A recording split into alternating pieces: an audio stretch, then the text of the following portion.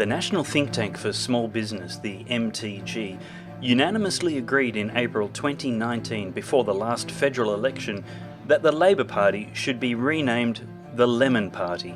It's quite simple. These ALP lemons no longer remotely represent the working families of the 5 million people in small business, and they're cuddled up to the Greens for preferences.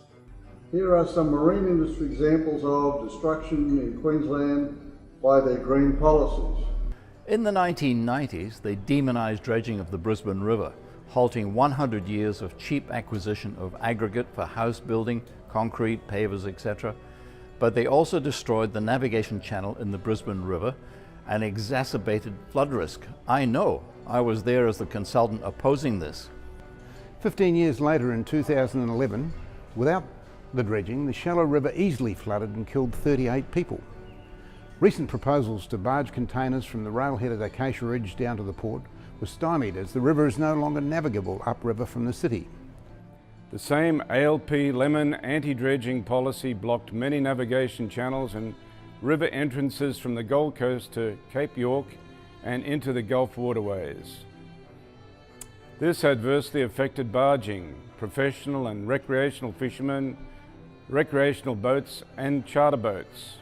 In fact, a lot of dredging at the river mouths not only exacerbates upriver flooding, but it endangers the lives of people crossing these bars. It also adversely affects the economies of towns like 1770, Innisfail, Cooktown, that benefit greatly from tourists arriving by boats or ships. The Lemons enhanced their coastal lockdown by declaring marine parks and sensitive fish habitats, mostly without any scientific basis, or misreporting the state of the barrier reef. Their paranoia about possible coal export points also saw them introduce the Sustainable Ports Act, stopping any regional farmers or minerals exporters from accessing cheaper water transport. Indigenous groups trying to establish marine infrastructures have also been obstructed in this myopic anti-Queensland policy, where their youth are suffering from record high levels of unemployment. Marine infrastructure in Thursday Island and the Torres Strait Islands is a disgrace. So anyone who owns a boat of any size, please ensure that you don't vote for the ALP Lemons or the Greens. Palaszczuk may have scared you witless about COVID to the point that you might think she saved you, but people dying of suicides and destruction of businesses and families has had a much greater toll.